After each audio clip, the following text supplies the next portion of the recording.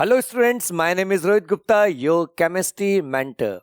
Today we are going to start physical chemistry first chapter, that is solid state. आज हम solid state के बारे में बात करने वाले हैं जो कि क्लास 12th का फर्स्ट चैप्टर हुआ करता है। ठीक है, सबसे पहले आइए बात करते हैं कि आज हम इस लेक्चर में कौन कौन से कंटेंट्स को कवर अप करने वाले हैं।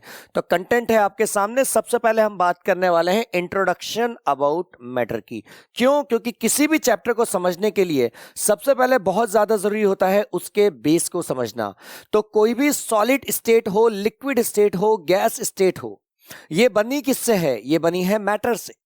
मैटर के ही ये सब क्या होते हैं? क्लासिफिकेशन होता है। इसीलिए सबसे पहले हमें मैटर को समझना होगा। देन इसके बाद हम बात करेंगे कैरेक्टरिस्टिक ऑफ सॉलिड की, कि कौन से मैटर को आप सॉलिड कहते हो, कौन से मैटर को आप लिक्विड कहते हो, कौन से मैटर को आप गैस कहते हो। तो इसके बारे में हम बात करेंगे बहुत ज्यादा डिटेल में। आफ्टर दिस हम क्या करेंगे? हम क्लासिफिकेशन करेंगे सॉलिड का। हम यानी कि सॉलिड को टू पार्ट्स में कैटेगराइज करेंगे। The first one is crystalline solid and the second one is amorphous solid. Crystalline solid की क्या प्रॉपर्टीज होती है, किस तरह के सॉलिड्स को हम क्रिस्टलाइन सॉलिड कहेंगे, किस तरह के सॉलिड को हम अमॉर्फस सॉलिड कहेंगे, क्या ग्लास एक क्रिस्टलाइन सॉलिड है या अमॉर्फस सॉलिड है, इसके बारे में हम बात करेंगे। कहां पर? क्लासिफिकेशन ऑफ सॉलिड में। और इस लेक्चर को फाइनली हम एंड करेंगे टाइप्स ऑफ क्रिस्टलाइन सॉलिड में, जिसमें हम 4 टाइप्स ऑफ क्रिस्टलाइन सॉलिड के बारे में बात करेंगे। तो आइए सबसे पहले बात करते हैं कि भाई मैटर क्या होता है। What is matter? मैटर क्या होता है? Anything that occupy space and have some mass, यानी वो सभी सब्सटेंस जिसका एक पर्टिकुलर मास होता है और जो एक स्पेस को ऑक्यूपाई करता है सर, उसे हम क्या कहते हैं? मैटर कहते हैं। तो क्या होता है मैटर? ध्यान से देखिए। Anything that occupy space and have some mass is known as matter. देखिए यहां पर टेबल और चेयर है, इन्होंने मास और वॉल्यूम को क्या कर रखा है? ऑक्यूपाई कर रखा है। यहां पर आप ग्लास ऑफ वाटर देख रहे हैं, इसने भी क्या कर रखा है? मास को ऑक्यूपाई कर रखा, मास इसके ऊपर है और इसने क्या कर रखा है? वॉल्यूम को भी ऑक्यूपाई कर रखा है। यहां पर देखिए, यहां पर बलून है, इसका भी एक पर्टिकुलर मास है और इसके अंदर क्या फिल है? इसके अंदर गैस फिल है, यानी इसने भी वॉल्यूम को क्या कर रखा है? ऑक्यूपाई कर रखा है। यानी कोई भी वो चीज जो क्या करती है? Occupy some space and possess some mass, यानी कि जिसका पर्टिकुलर एक मास होता है, जो एक स्पेस को ऑक्यूपाई करता है, उसको हम क्या कह देते हैं? उसको हम मैटर कह देते हैं। ठीक है, आइए और आगे हम बात करते हैं states of matter that we comes across. अब कौन कौन सी स्टेट्स होती है? We all know that states have, matter की जो स्टेट्स होती है वो कौन कौन सी होती है? The first one is solid and the second one is liquid and the third one is gas. ये आपकी तीनों स्टेट्स होती है। आइए बात करते हैं सबसे पहले सॉलिड की। ये जो आइस क्यूब्स आपको दिख रहे हैं, इनका एक क्या होता है? डेफिनेट शेप होता है। और क्योंकि इनका एक डेफिनेट शेप होता है, इसीलिए इसको हम क्या कहते हैं? इसको हम कहते हैं कि ये सॉलिड्स है। जबकि लिक्विड्स में ये जो वाटर है, इसका एक डेफिनेट शेप नहीं होता। इसको जिस भी कंटेनर में डाल दिया जाता है, वो उसका क्या ले लेता है? एक स्पेस कवर अप कर लेता है। तो यहां पर ये क्या होता है? Liquid. If we are talking about gas, तो ध्यान से देखिए, कोई भी जो फ्यूम्स होती है वो क्या करती है? किसी भी, जैसे आज मान लीजिए कि ये एक रूम है, इसमें आपने क्या करा? कोई गैस फिलअप कर दी, कोई गैस आपने इसके अंदर आपने इवापोरेट करी, आपने रिमूव करी, राइट? तो रिमूव करी तो वो गैस क्या करेगा? पूरे वॉल्यूम को क्या करेगा बेटा? ऑक्यूपाई कर लेगा। और सेम गैस को आप छोटे से कंटेनर में भी आप कंटेन करके रख सकते हो। इसको हम क्या कहते हैं? इसको हम गैस कहते हैं। These are the example of solid, liquid and gas. अब क्वेश्चन राइज ये होता है कि क्या ये तीनों स्टेट्स एक दूसरे के साथ इंटर कन्वर्टिबल हो सकती है? डेफिनेटली सर, हो सकती है। अगर मैं सॉलिड को क्या करूं? हीट प्रोवाइड करूं, तो वो किस में कन्वर्ट हो जाएगा? वो लिक्विड में कन्वर्ट हो जाएगा। अगर मैं लिक्विड को हीट प्रोवाइड करूं तो वो किस में कन्वर्ट हो जाएगा? गैस में कन्वर्ट हो जाएगा। अगर मैं गैस को कूलिंग करूं, कूल डाउन करूं, तो वो लिक्विड में कन्वर्ट हो जाएगा। और इसी तरीके से लिक्विड के ऊपर अगर मैं प्रेशर क्रिएट करूं, कूलिंग करूं, तो वो किस में कन्वर्ट हो जाएगा? सॉलिड में कन्वर्ट हो जाएगा। ये जो प्रोसेस होता है जिसमें सॉलिड कन्वर्ट होता है लिक्विड में, इस प्रोसेस को कहा जाता है मेल्टिंग। क्या कहा जाता है इसको? मेल्टिंग। जबकि if we are talking about, यहां पे ध्यान से देखिए, अगर मैं सॉलिड को क्या करता हूं, हीट प्रोवाइड करता हूं, तो इस प्रोसेस को आप कहते हो मेल्टिंग। जबकि अगर लिक्विड को आप टेम्परेचर प्रोवाइड करो, वो गैस में कन्वर्ट होगा। इसको क्या प्रोसेस कहा जाता है? इसको बोला जाता है इवेपोरेशन, या इसको वेपराइजेशन भी कहा जाता है। ठीक है। जबकि अगर आप क्या करें, अगर आप गैस को कंडेंस कर दें, ठीक है, गैस को आप क्या कर दें, कंडेंस कर दें, तो वो किस में कन्वर्ट हो जाएगा? लिक्विड में कन्वर्ट हो जाएगा। यानी कि अगर आप यहां पर इस प्रोसेस में कूलिंग कर दो तो वो किस में कन्वर्ट हो जाएगा? वो आपका लिक्विड में। सिमिलरली अगर मैं बात करूं कि इसको अगर आपने कूलिंग करा तो ये किस में कन्वर्ट हो गया? ये सॉलिड में कन्वर्ट हो गया। सॉलिड को भी आप क्या कर सकते हो? इजीली गैस में कन्वर्ट कर सकते हो। इस प्रोसेस को आप कहते हो सब्लिमेशन। क्या कहते हो इसको आप? सब्लिमेशन प्रोसेस आप इसको कहते हो। आइए बात करते हैं थोड़ा सा डिटेल में, ध्यान से देखिए। मान लीजिए आपसे क्वेश्चन राइज हुआ कि क्या तीनों स्टेट्स एक दूसरे से इंटर कन्वर्टिबल है? आपने बोला यस सर। कैसे? ध्यान से देखिए। यहां पर जब आइस को आप हीट प्रोवाइड करते हो तो ये किस में कन्वर्ट हो जाता है? वाटर में। और वाटर को जब आप हीट प्रोवाइड करते हो ये किस में कन्वर्ट हो जाता है? स्टीम में या फिर गैस में कन्वर्ट हो जाता है। आइए इसी चीज को हम डिटेल में समझते हैं। सबसे पहले आपने सॉलिड को क्या करा है? Plus heat. प्लस हीट का मतलब होता है आप इसको टेम्परेचर प्रोवाइड कर रहे हो, तो ये किस में कन्वर्ट हो गया? लिक्विड में कन्वर्ट हो गया। प्लस हीट का मतलब होता है हीटिंग, और अगर माइनस हीट आएगा इसका मतलब होता है कूलिंग। ठीक है। अब नेक्स्ट आपने क्या करा? अगेन वापस इसने आपको प्लस हीट प्रोवाइड करी, तो ये किस में कन्वर्ट हो गया?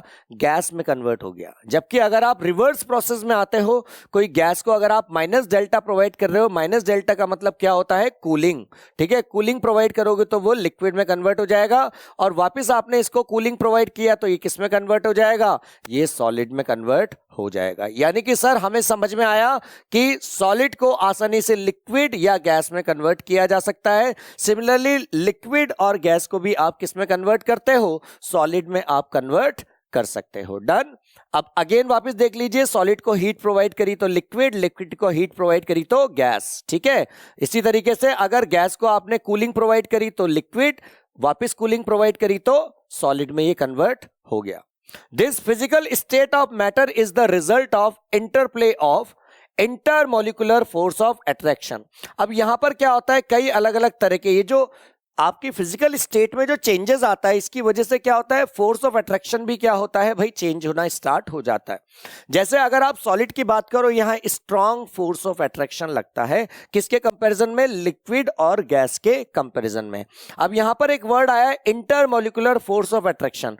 कौन कौन से इंटरमोलिकुलर फोर्स ऑफ अट्रैक्शन लगते हैं? सबसे पहले डायपोल डायपोल इंटरेक्शन लगता है, दूसरा लंडन फोर्स लगता है, तीसरा डायपोल इंड्यूस्ड डायपोल इंटरेक्शन लगता है, और फोर्थ वन हाइड्रोजन बॉन्डिंग। ये चार तरह के फोर्स ऑफ अट्रैक्शन यहां पर क्या कर जाते हैं? एग्जिस्ट कर जाते हैं। इन सब के बारे में डिटेल में हम पढ़ने वाले हैं और समझने भी वाले हैं। अब हमने जितना भी अभी पढ़ा उससे रिलेटेड कुछ क्वेश्चंस करते हैं, कुछ एमसीक्यूज करते हैं, ताकि जितना भी हमने पढ़ा है वो आपको टाइम टू टाइम क्या होता चला जाए? रिवाइज भी होता चला जाए। आइए लेते हैं first question. Matter is anything that occupy dash and possess dash. यानी कि भाई ऑक्यूपाई, क्या ऑक्यूपाई करता है? क्या ऑक्यूपाई करता है? वॉल्यूम ऑक्यूपाई करता है। और क्या शो करता है? मास शो करता है। यानी कि some mass some space, some space some mass, then इसके बाद some mass and some space. Obviously बात है, ऑक्यूपाई करेगा क्या? वॉल्यूम, और पॉजेस करेगा सम मास। यानी कि यहां पर वॉल्यूम आना चाहिए, देन उसके बाद क्या आना चाहिए? मास। यानी कि some space and some mass. This is the correct answer. Okay, चलिए आगे बढ़ते हैं, ध्यान से देखें। नेक्स्ट पार्ट पे हम चलते हैं। Next question, the general perceivable states of matter that we comes across in our daily life. Daily life में कौन कौन सी स्टेट्स होती है भाई? मैटर की कितनी स्टेट्स होती है? 3 होती है, 5 होती है, 7 होती है, 8 होती है। तो yes, correct answer is 3।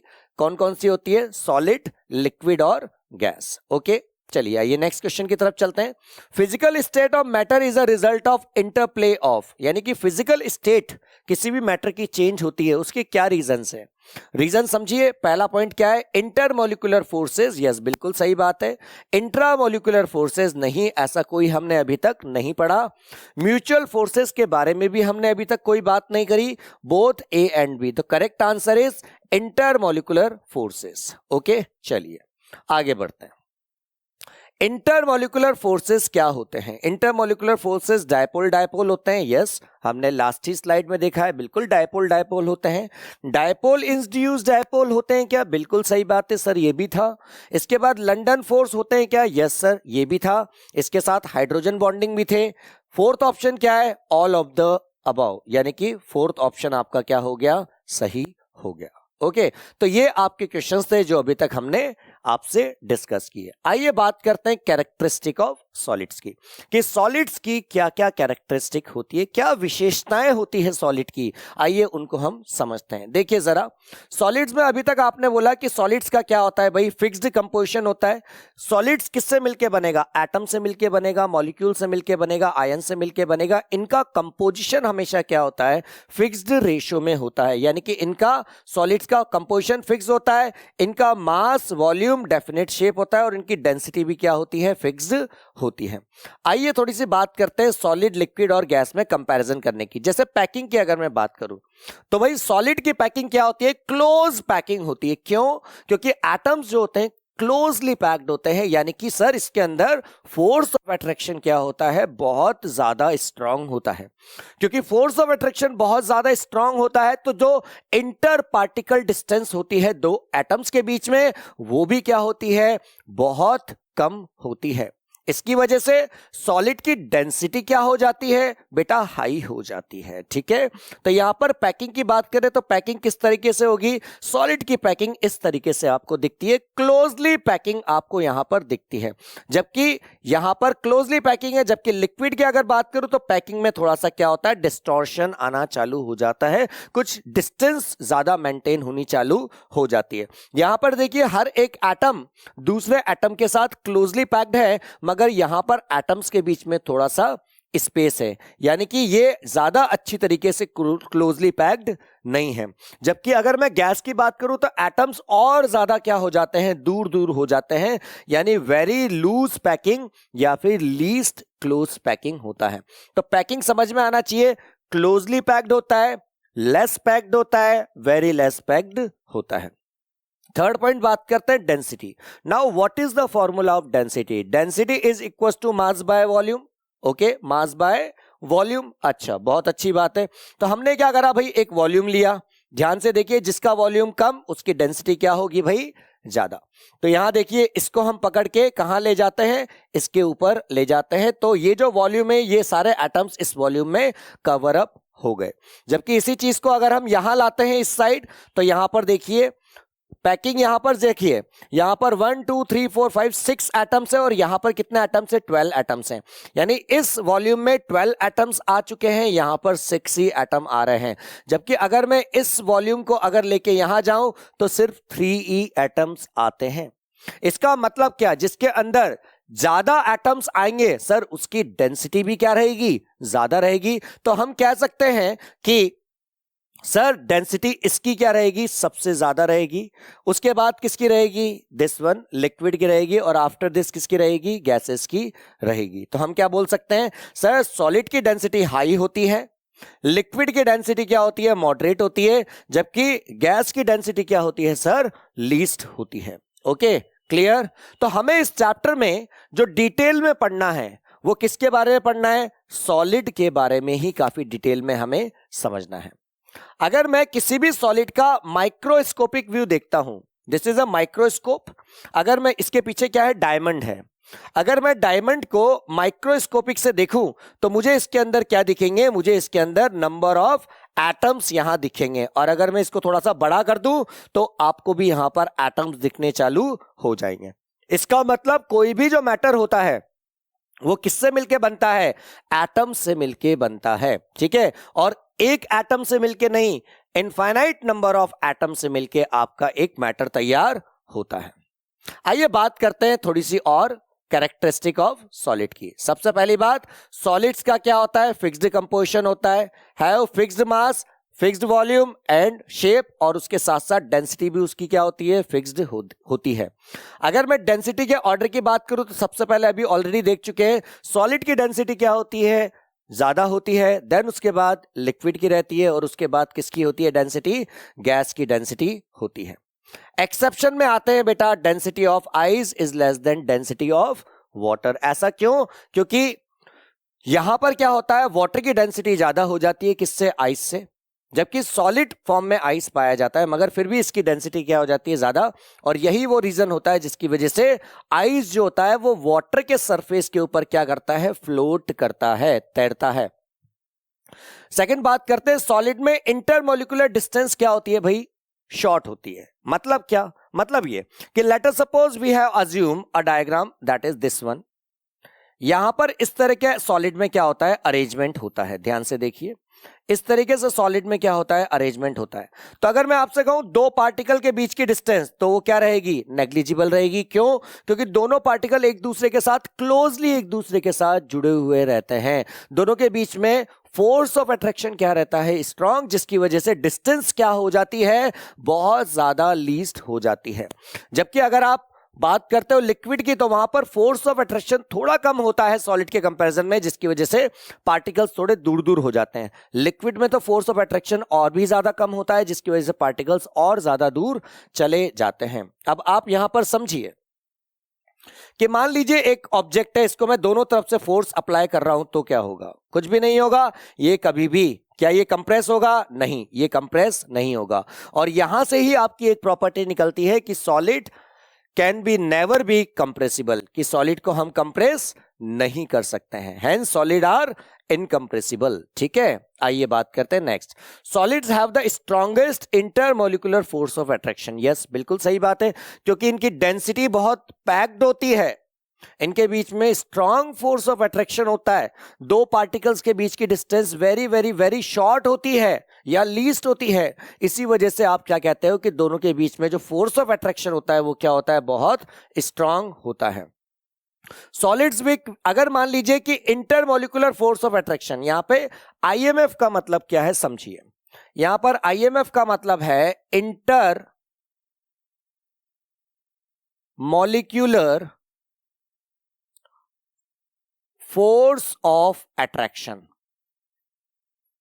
Intermolecular force of attraction, मान लीजिए किसी भी सॉलिड में इंटरमोलिकुलर फोर्स ऑफ अट्रैक्शन कम है, तो वो किस में कन्वर्ट हो जाएगा, वो लिक्विड में कन्वर्ट हो जाएगा। उसके बाद वो किस में कन्वर्ट हो जाएगा, वो गैस में कन्वर्ट हो जाएगा। अगर मान लीजिए किसी भी सॉलिड का इंटरमोलिकुलर फोर्स ऑफ अट्रैक्शन कम है, तो यानी कि इसका मतलब उसका जो मेल्टिंग पॉइंट है वो भी क्या होगा, कम। और अगर किसी सॉलिड का इंटरमोलिकुलर फोर्स ऑफ अट्रैक्शन क्या है, स्ट्रांग है, तो वो सॉलिड का मेल्टिंग पॉइंट भी क्या होगा, हाई होगा। डन, ओके, चलिए आइए बात करते हैं। इनको हम क्या कहते हैं, इनको, ये हमेशा क्या होते हैं, किसी भी सॉलिड में ये जो एटम्स होते हैं ये हमेशा क्या होते हैं बेटा, फिक्स्ड होते हैं। These atoms are always fixed in an atom. अब यहां पर एक चीज है कि क्या ये एटम्स जो होते हैं, क्या ये one place to other place move कर सकते हैं, नहीं कर सकते। क्यों नहीं कर सकते, क्योंकि फोर्स ऑफ अट्रैक्शन स्ट्रांग होता है, तो ये कभी भी one place to other place move नहीं कर सकते। तो सर ये क्या, किस तरह का मोशन करते हैं बेटा, ये करते हैं वाइब्रेटरी मोशन। क्या करते हैं, ये वाइब्रेटरी मोशन को करते हैं। यहां पर समझिए, वाइब्रेटरी मोशन करते हैं, motions of solid state particles of matter, यानी कि ये वाइब्रेटरी मोशन करते हैं। ये कभी भी one place to other place move नहीं करते हैं, बल्कि ये अपनी ही पोजीशन पे क्या करते हैं, वाइब्रेशंस करते हैं। आइए अब जितना पढ़ा हमने उससे रिलेटेड छोटे छोटे क्वेश्चंस जो हैं वो कर रहे हैं, और ताकि आपकी प्रैक्टिस हो जाए। सबसे पहले, solids with fixed composition have fixed, क्या क्या हो सकता है, मास हो सकता है, वॉल्यूम हो सकता है, शेप हो सकता है, all of this. Yes, the correct answer is all of this. ठीक है, नेक्स्ट क्वेश्चन देखिए। Solid particles have dash intermolecular force of attraction. भाई इंटरमोलिकुलर फोर्स ऑफ अट्रैक्शन कैसा होगा, वीक होगा, स्ट्रांग होगा, मॉडरेट होगा या जीरो होगा। भाई अगर सॉलिड पार्टिकल्स है तो इंटरमोलिकुलर फोर्स ऑफ अट्रैक्शन हमेशा क्या होना चाहिए, सॉलिड होना चाहिए या स्ट्रांग होना चाहिए। सॉलिड्स किस तरह के मोशन को करते हैं, अभी अभी हमने देखा था। सॉलिड्स जो होते हैं वो वाइब्रेटरी मोशन को करते हैं, लीनियर नहीं, रोटेशनल नहीं, ट्रांजिशनल नहीं, vibratory. Yes, this is the correct answer. Next question देखिए, सेलेक्ट द फॉल्स स्टेटमेंट। आपको गलत स्टेटमेंट को यहां पर क्या करना है, चूज करना है। सबसे पहला देखिए, सॉलिड्स आर इनकम्प्रेसिबल। बिल्कुल सही बात है, सॉलिड्स क्या होते हैं, इनकम्प्रेसिबल होते हैं। Next, solids have small intermolecular distance. बिल्कुल सही बात है, दो पार्टिकल के बीच की डिस्टेंस क्या होती है, शॉर्ट होती है या वेरी वेरी वेरी लेस होती है। बिल्कुल ये भी सही बात है। Solids particles have random position. Solid के जो पार्टिकल्स होते हैं क्या रैंडम पोजीशंस पे होते हैं।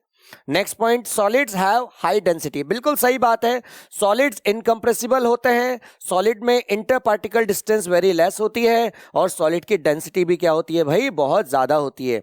ए, बी और डी बिल्कुल सही है, इसका मतलब the correct answer is C. ठीक है, ओके। आइए अब बात करते हैं क्लासिफिकेशन ऑफ सॉलिड्स की। सॉलिड्स को हम क्या करते हैं, सॉलिड्स को टू पार्ट्स में कैटेगराइज करते हैं। The first one is crystalline solid and the second one is amorphous solid. Crystalline solid में क्या होता है, जो कांस्टेंट पार्टिकल होते हैं। कांस्टेंट पार्टिकल का मतलब होता है कि एटम्स, मॉलिक्यूल्स या आयन। कांस्टेंट पार्टिकल आपके एटम्स भी हो सकते हैं, मॉलिक्यूल्स भी हो सकते हैं, आयंस भी हो सकते हैं। यानी कि अगर मैं सॉलिड की बात कर रहा हूं और सॉलिड में भी अगर मैं क्रिस्टलाइन सॉलिड की बात कर रहा हूं, तो यहां पर जो कांस्टेंट पार्टिकल का अरेंजमेंट होता है वो हमेशा क्या होता है, डेफिनेट होता है। क्या बोला हमने, अरेंजमेंट हमेशा क्या होता है, डेफिनेट, एक सेम पैटर्न के ऊपर होता है। आइए थोड़ा सा पहले समझाते हैं, उसके बाद आपको दिखाएंगे। मान लीजिए एक एटम आपका ए है, देन बी, देन ए, फिर बी, फिर ए, फिर बी। ठीक है, इसके बाद ए के बाद आएगा बी, फिर ए, फिर बी, फिर ए, बी, ए। इस तरह का अरेंजमेंट अगर चल रहा है तो ध्यान से देखिए, यहां पर एक रेगुलर अरेंजमेंट हो रहा है कांस्टेंट पार्टिकल का। ए के बाद बी आ रहा है, बी के बाद ए आ रहा है, ए के बाद बी आ रहा है, बी के बाद ए आ रहा है, ए के बाद बी आ रहा है। एक रेगुलर अरेंजमेंट चल रहा है, एक डेफिनेट पैटर्न चल रहा है, तो इसको हम क्या कहते हैं, क्रिस्टलाइन सॉलिड। जबकि अगर रेगुलर अरेंजमेंट ना चले तो उसको हम क्या कहते हैं, उसको हम अमॉर्फस सॉलिड कहते हैं। क्लियर, चलिए आगे अब इसको समझते हैं। सॉलिड्स को हम क्या करेंगे, टू पार्ट्स में कैटेगराइज करेंगे। The first one is crystalline and the second one is amorphous. आइए चलते हैं सबसे पहले क्रिस्टलाइन की दुनिया में। देखिए क्रिस्टलाइन सॉलिड में सबसे पहले इसकी कैरेक्टरिस्टिक देखें। जैसे मान लीजिए कि आपके सामने एक एग्जांपल है कॉमन सॉल्ट का। This is the example of common salt. Now what is the formula of common salt? Formula of common salt is NaCl। क्या होता है फॉर्मूला इसका? NaCl होता है। आइए अब बात करते हैं इसके स्ट्रक्चर के बारे में। तो NaCl जो होता है वो किससे मिलकर बनता है, कौन कौन से आयन से मिलकर बनता है? NaCl बनता है Na+ से और Cl- से। यानी NaCl को जब आप डिसोशिएट करते हो तो Na+ में टूटता है और किस में टूटता है, Cl- में टूटता है। यहां पर यानी कि दो आपके आयन से, एक कैटायन है और एक क्या है, एनायन है। ऑब्वियसली बात है कि कैटायन का साइज जो होता है वो स्मॉल होता है as compare to anion. Okay, चलिए आइए अब आगे हम बात समझते हैं। How Na+ and Cl- ions are arrange in the crystal lattice. अब क्रिस्टल का जो लैटिस है यानी क्रिस्टल का जो स्ट्रक्चर है उसमें Na+ के आयन और Cl- के आयन किस तरीके से अरेंज होंगे, ये देखिए इस तरीके से यहां पर NaCl के अरेंजमेंट होंगे। ये बेटा आप 3D स्ट्रक्चर है तो इसको समझना थोड़ा सा मुश्किल होता है। आइए चलते हैं थोड़ा सा सिंपल डायग्राम की तरफ। यहां पर ये जो 3D स्ट्रक्चर होता है ये क्या होता है, ये रेगुलर होता है, यूनिफॉर्म होता है और होमोजीनियस होता है। रेगुलर, यूनिफॉर्म और होमोजीनियस क्यों बोला गया है, क्योंकि देखो Na+ के बाद Cl- आता है, Cl- के बाद Na+ आता है, Na+ के बाद वापस क्या आता है, Cl- आता है। इस तरीके से आपका पैटर्न जो होता है प्रॉपर वे में रन होता रहता है। आइए इसके सिंपल स्ट्रक्चर को हम देखें। Such homogeneous uniform arrangement is observed in crystalline solid. अभी अभी हमने बताया था कि अगर अरेंजमेंट ऑफ कांस्टेंट पार्टिकल अगर डेफिनेट है, रेगुलर है, होमोजीनियस है, यूनिफॉर्म है, तो उस स्ट्रक्चर को आप क्या कहते हो, उस स्ट्रक्चर को आप क्रिस्टलाइन सॉलिड कहते हो। आइए इसके सिंपल डायग्राम की तरफ चलते हैं, ध्यान से देखिए। तो यहां पर क्या समझ में आया, क्रिस्टलाइन सॉलिड जो होते हैं होमोजीनियस सॉलिड्स होते हैं। These 3D image structures can be represented as, इस 3D स्ट्रक्चर को हम सिंपल तरीके से इस तरीके से भी रिप्रेजेंट कर सकते हैं, जो कि समझना क्या होता है बहुत ज्यादा आसान हो जाता है। ध्यान से देखिए, Na+ के बाद क्या आया, Cl-, फिर Na+, फिर Cl-, देन इस Na+ के नीचे क्या आएगा, Cl, क्योंकि फोर्स ऑफ अट्रैक्शन है, कैटायन एनायन को क्या करेगा, अट्रैक्ट करेगा, एक फोर्स के थ्रू बाइंड करके रखेगा, इसलिए Na+, कैटायन के नीचे क्या आया, एनायन आया, Cl-, Na+, Cl-, Na+, इस तरह का स्ट्रक्चर यहां पर आपको देखने को मिलता है, जहां पर एक Na जो होता है, Na+ आयन, वो 6 Cl- आयन से क्या होता है, सराउंडेड होता है। Thus the general structure can be represented as, इस तरीके से आप इसको रिप्रेजेंट कर सकते हो, ठीक है, A B A B A B, A के नीचे क्या आएगा, B B A B A, इस तरीके से आप इनको रिप्रेजेंट कर सकते हो।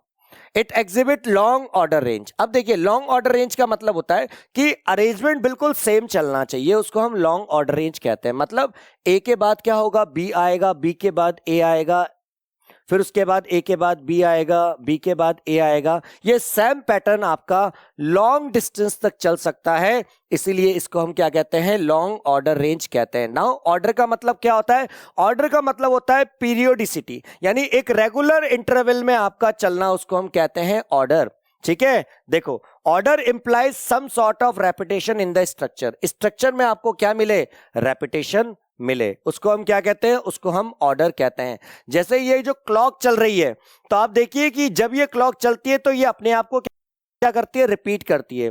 जब 1 PM होता है तो रिपीट होने के बाद वापस क्या आता है, 1 PM आ जाता है। तो हम क्या बोल सकते हैं कि जो पीरियोडिसिटी है, रेपिटेशन है, इसे ही हम क्या कहते हैं, ऑर्डर कहते हैं। ध्यान से आगे समझिए।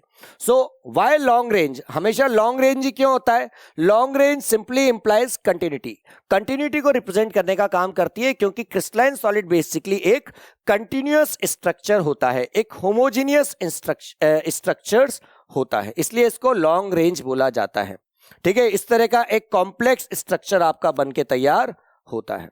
डन। आइए थोड़ा सा इसकी डेफिनेशन पढ़ लेते हैं। देखिए, the constant particle are arrange in definite repeating pattern. अगर डेफिनेट रिपीटिंग पैटर्न में आपका स्ट्रक्चर बन के तैयार हो रहा है तो उसको आप क्या कह देते हो, उसको आप क्रिस्टलाइन सॉलिड कहते हो। नाउ एक क्वेश्चन अराइज होता है कि भाई ये जो क्रिस्टलाइन सॉलिड है ये बनता कैसे है, इसका फॉर्मेशन कैसे होता है। तो यहां पर देखिए, मान लीजिए ये क्यूब है आपके पास, ठीक है, ये क्या है, क्यूब है आपके पास। अब ये बना कैसे होगा, यहां ध्यान से देखिए। सबसे पहले आपने एक क्यूबॉइड लिया, इसके कितने पॉइंट्स हैं भाई, इसके 8 पॉइंट्स हैं, चेक करो 1 2 3 4 5 6 7 8। अब इसके ऊपर क्या करा हमने, एक और क्यूबॉइड रख दिया। डन। अब इसके साइड में हमने क्या करा, एक और क्यूबॉइड रख दिया, इसके ऊपर हमने क्या करा, एक और क्यूबॉइड को रख दिया। इस तरीके से हम स्ट्रक्चर को क्या करते चले गए, इस तरीके से हम स्ट्रक्चर को रिपीट करते चले गए। जब हम स्ट्रक्चर को रिपीट करते चले गए तो फाइनल एक स्ट्रक्चर हमारा बनके तैयार होगा, जो क्या कहलाएगा, जो एक क्रिस्टलाइन सॉलिड कहलाएगा। अब इसके आगे भी हमने रखा स्ट्रक्चर, पीछे भी रखा, तो देखो आगे भी रख रहे हैं, पीछे भी रख रहे हैं, तो एक नए तरह का स्ट्रक्चर यहां पर तैयार होता चला जा रहा है, ठीक है। और इसी स्ट्रक्चर को हम क्या कह रहे हैं, इसी स्ट्रक्चर को हम क्रिस्टलाइन सॉलिड कह रहे हैं। डन। देखिए, इस तरीके से हम एक के ऊपर हम क्या करते हैं, जा रहे हैं, रखते चले जा रहे हैं, और आपका क्या हो रहा है, एक स्ट्रक्चर तैयार हो रहा है। ये जो एक पार्ट बना है, इसको हम क्या बोलते हैं, यूनिट सेल कहते हैं। आप सिंपल सी बात समझ सकते हो कि इस छोटे से पार्ट को, ये पूरा आपका क्या है, ये पूरा आपका लैटिस है, ये पूरा क्या है, आपका लैटिस है, मगर ये लैटिस एक छोटे से पार्ट से मिलकर बना है। ध्यान से देखिए बच्चों, ये एक छोटे से पार्ट से मिलकर बना है, इससे, इस छोटे से पार्ट से मिलकर बना है। इस स्मॉलेस्ट पार्ट को आप क्या कहते हो, यूनिट सेल कहते हो। यानी कि यूनिट सेल वो स्मॉलेस्ट पार्ट है लैटिस का, जिसको बार बार अगर आप रिपीट करो तो क्या बन जाता है, आपका स्ट्रक्चर बनके तैयार हो जाता है। यानी they are aggregates of small tiny crystal called unit cell, यानी छोटे छोटे क्रिस्टल से ये रिपीट होते हैं, इसलिए इसको हम क्या कहते हैं, यूनिट सेल कहते हैं। आइए अब इससे रिलेटेड कुछ क्वेश्चंस को हम डिस्कस करते हैं।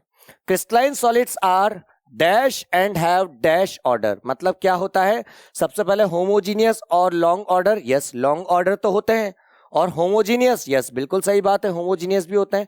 होमोजीनियस एंड शॉर्ट ऑर्डर, नहीं सर, शॉर्ट ऑर्डर तो ये नहीं होते। हेट्रोजीनियस भी नहीं होते। देन इसके बाद हेट्रोजीनियस एंड शॉर्ट रेंज नहीं होते। तो करेक्ट आंसर क्या हो गया? होमोजीनियस एंड लॉन्ग रेंज इसका आंसर हो गया। आइए बात करते हैं second question. NaCl is an example of dash solid. NaCl किसका एग्जांपल होता है?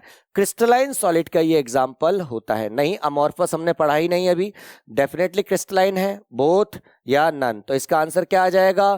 Crystalline solid is the correct answer. Now order का मतलब क्या होता है? ऑर्डर का मतलब होता है repetitivity, periodicity, unity, both A and B. बिल्कुल सही बात है, ऑर्डर का मतलब रेपिटेशन ही होता है और ऑर्डर का मतलब पीरियोडिसिटी ही होता है। इसका मतलब आपका answer both A and B क्या हो जाएगा? सही हो जाएगा। The basic unit of crystalline solid is, crystalline solid की बेसिक यूनिट को हम क्या कहते थे? क्रिस्टलाइन सॉलिड की बेसिक यूनिट को हम यूनिट सेल कहते थे। तो यस, इसका आंसर क्या आ जाएगा? ध्यान से देखिए, इसका आंसर हो जाएगा यूनिट सेल। ठीक है, डन, ओके। आइए अब थोड़ा सा आगे बढ़ते हैं, क्रिस्टलाइन सॉलिड की तरफ थोड़ा सा चलते हैं। क्रिस्टलाइन सॉलिड में प्रॉपर्टीज ऑफ क्रिस्टलाइन सॉलिड सबसे पहले डिस्कस करते हैं। क्रिस्टलाइन सॉलिड का जो मेल्टिंग पॉइंट होता है वो क्या होता है? हमेशा डेफिनेट होता है या फिक्स्ड होता है। यानी कि जितने भी क्रिस्टलाइन सॉलिड है उन सभी का मेल्टिंग पॉइंट हमेशा क्या होगा? डेफिनेट होगा, फिक्स्ड होगा। जैसे आइस की अगर मैं बात करूं, इसके मेल्टिंग पॉइंट की बात करूं, तो इसका जो मेल्टिंग पॉइंट होता है वो कितना होता है? 0 डिग्री सेल्सियस इसका मेल्टिंग पॉइंट होता है। आइए बात करते हैं सेकंड प्रॉपर्टी की तरफ। One more property of crystalline solid जो कि क्या होती है? वो होती है कि क्या ये कट सकते हैं? क्या इनको काटा जा सकता है? और अगर काटा जा सकता है, इनको कट किया जा सकता है, तो इनका जो सरफेस होता है वो किस तरह का आपको रिप्रेजेंट होता है? ध्यान से देखिए। In which case energy required to cut wood is greater, यानी कि किसमें ज्यादा एनर्जी लगेगी? इसमें ज्यादा एनर्जी लगेगी या इसमें ज्यादा एनर्जी लगेगी? The correct answer is it is different. दोनों में डिफरेंट डिफरेंट तरह की एनर्जीज लगेगी। जैसे फॉर एग्जाम्पल अगर हम बात करें कि when we try and see through diamond, अगर हम डायमंड को देखें, how many colours do we see? तो यहां पर कई अलग अलग तरह के कलर मिलते हैं। ये डिपेंड करता है कि आप किस एंगल से डायमंड को देख रहे हो। आप जिस एंगल से डायमंड को देखोगे उस एंगल के बेस पे आपको कलर दिखेगा। तो ध्यान से देखिए, वी सी डिफरेंट कलर्स, ठीक है, अलग अलग कलर हमें दिखते हैं, बट द डिफरेंट डायरेक्शन, मगर अलग अलग डायरेक्शन। मैंने क्या कहा आपसे? अगर आप किसी भी डायमंड को डिफरेंट डिफरेंट डायरेक्शन से देख रहे हो तो आपको कलर भी क्या दिखेगा? डिफरेंट डिफरेंट दिखेगा। इसका मतलब different physical properties in different direction. क्या बोला हमने? Different physical properties in different direction. और क्रिस्टलाइन में इस प्रॉपर्टी को कहा जाता है एन आइसोट्रॉपिक। क्या है? An isotropic. This is really very very very important property. तो यहां पर ध्यान से देखिए, अगर हम इसकी बात करें या इसकी बात करें, there are many properties which have different values in different direction. और इसी तरह की प्रॉपर्टी को हम क्या कहते हैं? इस तरह की प्रॉपर्टी को हम एन आइसोट्रॉपी कहते हैं। क्या कहते हैं इसको? हम एन आइसोट्रॉपी कहते हैं। मतलब डिफरेंट डायरेक्शन में डिफरेंट फिजिकल प्रॉपर्टीज का और केमिकल प्रॉपर्टीज का होना, इसको हम एन आइसोट्रॉपिक कहते हैं। तो सबसे पहले पॉइंट हमने क्या देखा था भाई? इनका जो मेल्टिंग पॉइंट और बॉइलिंग पॉइंट होता है वो क्या होता है? बिल्कुल डेफिनेट होता है। हीट ऑफ फ्यूजन का मतलब क्या होता है? हीट ऑफ फ्यूजन का मतलब होता है 1 मोल सॉलिड सब्सटेंस को जो आप एनर्जी प्रोवाइड कर रहे हो उसको लिक्विड में कन्वर्ट करने के लिए, इसे आप कहते हो हीट ऑफ फ्यूजन। क्या कहते हो इसे? आप हीट ऑफ फ्यूजन कहते हो। तो दूसरी प्रॉपर्टी हमने क्या देखी है? Crystalline solids have the ability to change the value of physical properties when measured in different direction. यानी अलग अलग डायरेक्शन में अगर आप बात करो तो ये आपको अलग अलग तरह की प्रॉपर्टीज देंगे, और इस तरह की प्रॉपर्टीज को आप क्या कहते हो? एन आइसोट्रॉपी कहते हो। ठीक है, एन आइसोट्रॉपी का मतलब, जैसे एग्जांपल में बात करें, जैसे refractive index, dielectric constant, electrical conductance, all are physical properties which are different in different directions. Okay, चलिए आइए अब बात करते हैं नेक्स्ट। मान लीजिए ये एक अरेंजमेंट है। अब आपने बोला कि सर हमें तो ये रिप्रेजेंट करके बताइए कि आपने जो बोला है वो सही है, यानी कि जो क्रिस्टलाइन सॉलिड होता है वो डिफरेंट तरह की फिजिकल प्रॉपर्टीज रिप्रेजेंट करता है डिफरेंट डायरेक्शन में। सर इसको आप क्या करिए, रिप्रेजेंट करिए। तो आइए आपको करते हैं। लेट अस सपोज कि आप इस डायरेक्शन में जाते हैं। अगर आप इस डायरेक्शन में जाते हैं तो आपको प्रॉपर्टी दिखती है A B A B A B, इस तरह की टाइप की प्रॉपर्टी आपको दिखती है। बोलो यस और no. A B A B A B A B, इस तरह की प्रॉपर्टीज आपको दिखती है। मान लीजिए अब मैं इस डायरेक्शन में नहीं गया, मैंने अपनी डायरेक्शन चेंज करी। ध्यान से देखिए, मैंने अपनी डायरेक्शन ये वाली बना ली। अब मैंने अपनी डायरेक्शन चेंज कर दी। ध्यान से देखिए, मैंने अपनी डायरेक्शन चेंज कर दी। अब मुझे प्रॉपर्टी ए टाइप की या बी टाइप की प्रॉपर्टी मुझे दिख रही है। पहले जब मैं इस डायरेक्शन में जा रहा था तो मुझे प्रॉपर्टी ए बी टाइप की दिख रही थी, मगर जब मैंने डायरेक्शन चेंज किया तो मेरी प्रॉपर्टीज भी क्या हो गई, चेंज हो गई। मैंने यही तो आपसे कहा था कि अगर डिफरेंट डायरेक्शन में डिफरेंट प्रॉपर्टीज अगर रिप्रेजेंट कर रहा है कोई भी एक सॉलिड, तो वो सॉलिड कौन सा होगा, क्रिस्टलाइन सॉलिड होगा। ध्यान से देखिए, two lines in different direction. सबसे पहले हमने ऐसी डायरेक्शन में एक लाइन बनाई जो ए बी टाइप की प्रॉपर्टीज को रिप्रेजेंट कर रहा है, और एक हमने इस डायरेक्शन में बनाई जो ए टाइप की प्रॉपर्टी को क्या कर रहा है, रिप्रेजेंट कर रहा है। Composition of solid changes with direction, यानी कि अलग अलग डायरेक्शन में अलग अलग तरह की प्रॉपर्टीज का रिप्रेजेंट करना। और इसीलिए हम क्या कहते हैं, इनकी जो फिजिकल प्रॉपर्टीज हैं वो भी क्या होती है, डिफरेंट होती है डिफरेंट डायरेक्शन में। और क्यों होती है, due to the reason of anisotropy. इसका जो रीजन होता है वो क्या होता है, एन आइसोट्रॉपी होता है। अब क्वेश्चन राइज होता है, भाई एन आइसोट्रॉपी का मतलब क्या होता है। अभी अभी हमने बताया, when a solid represent different physical and chemical properties in different direction, then it is known as anisotropy. ठीक है, exhibiting difference in physical properties such as dielectric conductance and refractive index when measured along different direction. यानी different direction में अगर properties आप major करो तो वो आपको डिफरेंट तरह की मिले, इसको हम anisotropy कहते हैं। What is the reason behind that? अब एनाइसोट्रॉपी का रीजन क्या है, क्यों, क्योंकि आप डिफरेंट तरह का अरेंजमेंट कर रहे हो डिफरेंट डायरेक्शन में। ऐसा क्यों हो रहा है भाई, आप अपनी डायरेक्शन चेंज कर रहे हो तो यहां पर पार्टिकल्स का जो अरेंजमेंट है वो भी तो डिफरेंट हो रहा है। अगर आप एक पर्टिकुलर डायरेक्शन में जा रहे हो, वहां पर जिस तरीके से आपने पार्टिकल्स का अरेंजमेंट किया है वैसे ही क्रिस्टल आपकी प्रॉपर्टीज को रिप्रेजेंट करेगा। अगर आप डिफरेंट डायरेक्शन में जा रहे हो तो वहां पर पार्टिकल्स का अरेंजमेंट डिफरेंट है, तो वहां पर प्रॉपर्टीज भी आपको क्या मिलेगी, डिफरेंट मिलेगी। आइए बात करते हैं कुछ एमसीक्यू क्वेश्चन की। Which of the following is not a property of crystalline solid. इनमें से कौन सी ऐसी प्रॉपर्टी है जो क्रिस्टलाइन सॉलिड को रिप्रेजेंट नहीं करती। सेकंड देखिए, they have sharp melting point, बिल्कुल सही बात है, इनका मेल्टिंग पॉइंट बिल्कुल शार्प होता है। They have definite heat of fusion, बिल्कुल सही बात है, इनकी हीट ऑफ फ्यूजन क्या होता है, डेफिनेट होता है। These are anisotropic in nature, ये भी बात बिल्कुल सही है, इसको तो हमने डिटेल में पढ़ा है। They are isotropic in nature, isotropic नहीं होते हैं। आइसोट्रॉपिक कौन होते हैं, अमॉर्फस सॉलिड होते हैं। वहां पर मेल्टिंग पॉइंट एक रेंज में होता है, वहां पर कांस्टेंट पार्टिकल क्या होते हैं, रेगुलर पैटर्न में नहीं होते हैं। समझ में आ रही है बात। तो ये वाला पार्ट आपका डी वाला पार्ट क्या हो जाएगा, सही हो जाएगा इस क्वेश्चन का आंसर। नेक्स्ट क्रिस्टलाइन सॉलिड के बारे में बात करते हैं। तो भाई कौन कौन सी प्रॉपर्टीज होती है क्रिस्टलाइन सॉलिड की।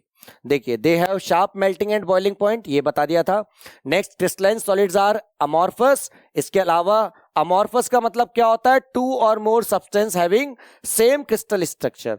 कोई भी क्रिस्टलाइन सॉलिड के डिफरेंट तरह के स्ट्रक्चर्स आपको देखने को मिलते हैं। जैसे कार्बन होता है तो उसको आपको ग्रेफाइट भी देखने को मिलता है, डायमंड भी आपको देखने को मिलता है, फुलरीन भी आपको देखने को मिलता है। इसके अलावा जो क्रिस्टलाइन सॉलिड होते हैं वो एन आइसोट्रॉपिक होते हैं, बिल्कुल सही बात है। सबसे पहले ये क्या होता है, इनका मेल्टिंग पॉइंट बॉइलिंग पॉइंट बिल्कुल शार्प होता है, एन आइसोट्रॉपिक होते हैं। इसके अलावा क्या होते हैं, एन आइसोट्रॉपिक के अलावा ये आइसोमॉर्फस भी होते हैं। आइसोमॉर्फस का मतलब क्या होता है, आइसोमॉर्फस का मतलब होता है कि एक जो क्रिस्टल होता है वो कई अलग अलग तरह के स्ट्रक्चर्स में एग्जिस्ट कर सकता है। जैसे एग्जाम्पल के तौर पे NaF और MgO की बात करें, यहाँ पे सोडियम और फ्लोरीन, मैग्नीशियम और ऑक्सीजन का अगर आप रेशियो देखो तो यहां पर एक सोडियम एक फ्लोरीन है, एक मैग्नीशियम और एक ही ऑक्सीजन है, यानी दोनों के बीच में 1:1 आपका आएगा। ठीक है, एटॉमिक रेडियस रेशियो कितना आएगा बेटा? 1:1, यानी दोनों का स्ट्रक्चर क्या होगा? ऑलमोस्ट सेम होगा।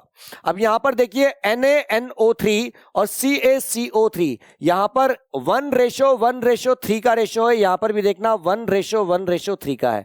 इसका मतलब एटॉमिक रेशियो यहां पर भी क्या है? सेम, यानी कि इन दोनों के स्ट्रक्चर्स भी क्या बनने वाले हैं? सेम बनने वाले हैं।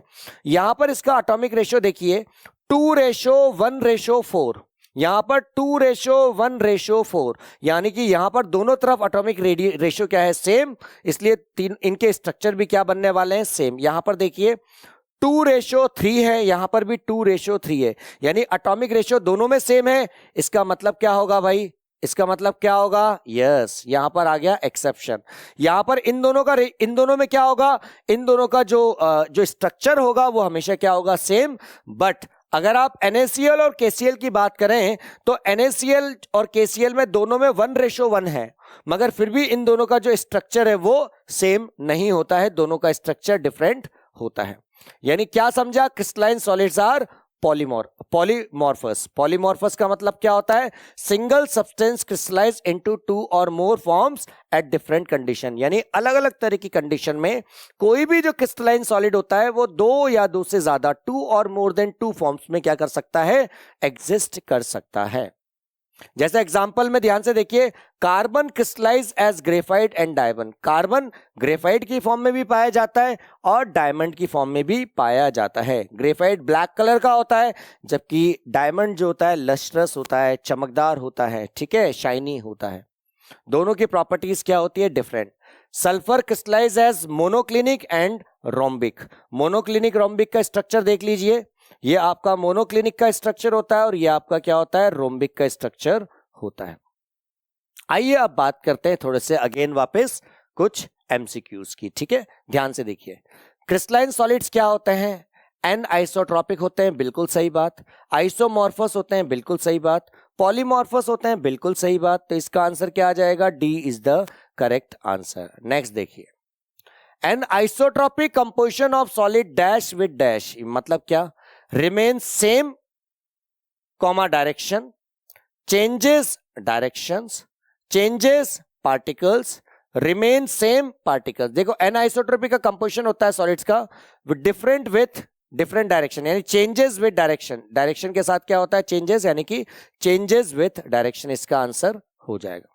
The following is the example of crystalline solid. Crystalline solid का कौन सा एग्जाम्पल है भाई? NaCl, KCl, NaNO3 और ऑल ऑफ द अबव। तो इसका आंसर क्या आ जाएगा? All of the above. सभी क्या है? क्रिस्टलाइन सॉलिड के एग्जाम्पल है। तो अभी तक हमने डिटेल में क्या बात करी बेटा? क्रिस्टलाइन सॉलिड की हम बात कर चुके हैं। क्रिस्टलाइन सॉलिड को हमने बहुत डिटेल में पढ़ चुके हैं। क्रिस्टलाइन सॉलिड में और भी बहुत सारे पॉइंट्स होते हैं, जैसे जो क्रिस्टलाइन सॉलिड होता है उनको हम ट्रू सॉलिड कहते हैं। क्या कहते हैं? उनको हम ट्रू सॉलिड कहते हैं। याद रखिएगा, इनको ट्रू सॉलिड कहते हैं। These are known as true solid. And amorphous solid is also known as pseudo solid और सुपर कूल्ड लिक्विड। ठीक है, अमॉर्फस सॉलिड को सुपर कूल्ड लिक्विड या हम सूडो सॉलिड के नाम से भी हम जानते हैं। अब हम बात करते हैं, आइए, अमॉर्फस के बारे में। अमॉर्फस के बारे में समझेंगे तो यहां पर जो कांस्टेंट पार्टिकल का जो अरेंजमेंट होता है वो डिसऑर्डर पैटर्न में होता है। क्रिस्टलाइन में हमेशा क्या होता है? ऑर्डर्ड पैटर्न में होता है। यहां पर क्या होता है? डिसऑर्डर पैटर्न में यहां पर होता है। ये सिर्फ शॉर्ट ऑर्डर रेंज के लिए काम करते हैं, यहां पर कोई रेपिटेशन नहीं होता है, यानी रैंडमली कोई भी पार्टिकल कहीं पर भी एग्जिस्ट कर सकता है। They have no sharp melting point. यहां पर इनका जो मेल्टिंग पॉइंट है वो एक रेंज ऑफ टेम्परेचर में एग्जिस्ट करता है। Next point, they exhibit isotropy. Isotropic का मतलब क्या होता है?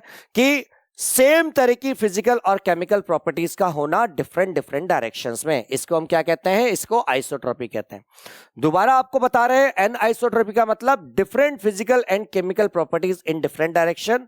आइसोट्रोपी में same physical and chemical properties in different direction. जैसे एग्जांपल ग्लास होता है, ग्लास के अलावा और भी एग्जाम्पल्स हम लिख सकते हैं एन आइसोट्रॉपिक में, जैसे कि फॉर एग्जाम्पल हमने यहां पर बात कर ली और कुछ एग्जाम्पल्स के बारे में देखो। यहां पर ग्लास के अलावा आप एग्जाम्पल में रबर भी लिख सकते हो, देन इसके बाद वुड लिख सकते हो, देन उसके बाद प्लास्टिक लिख सकते हो, ठीक है। These are also examples of amorphous solid.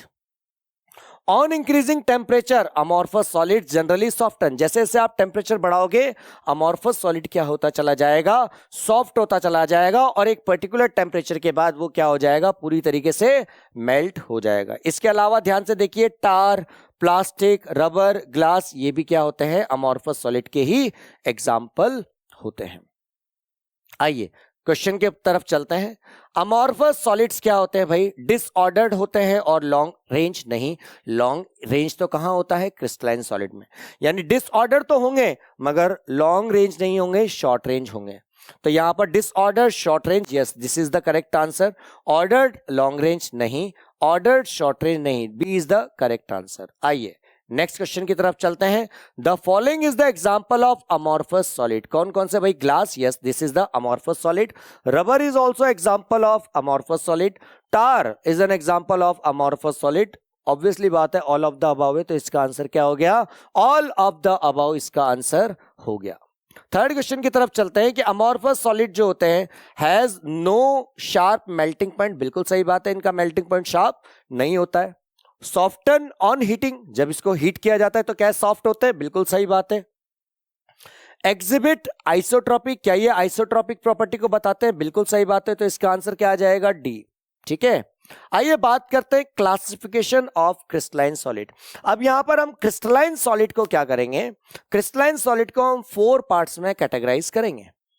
कौन कौन से, the first one is ionic solid, the second one is covalent solid, third one is molecular solid and the fourth one is metallic solid. तो आइए आपको बताते हैं, ध्यान से देखिए।